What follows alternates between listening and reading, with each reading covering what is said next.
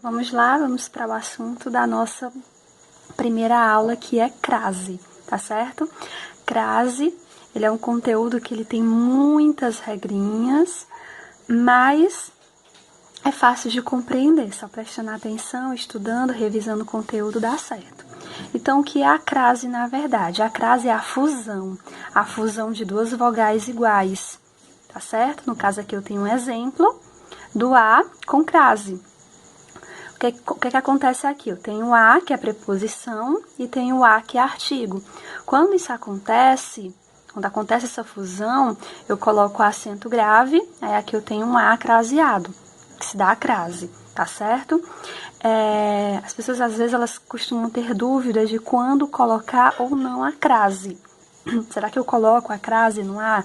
Será que eu não coloco? Aí eu vou apresentar para vocês aqui duas dicas, tá certo? Importantes, que vocês vão poder, durante as atividades, os trabalhos, colocar em prática essas dicas e ver se tem a ocorrência ou não de crase naquela oração, tá bom?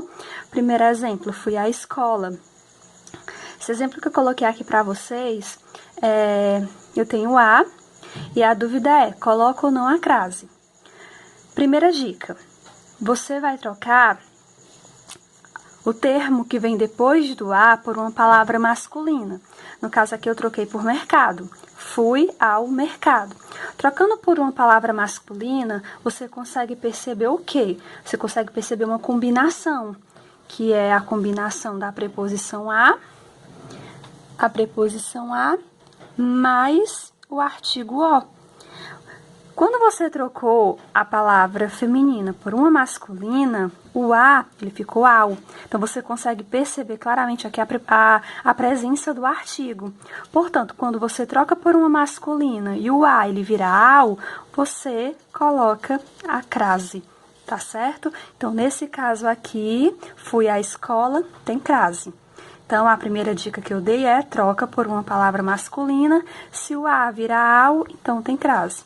E a segunda dica que eu dou é trocar pelo para a. Fui para a escola. Deu certo trocar pelo para a?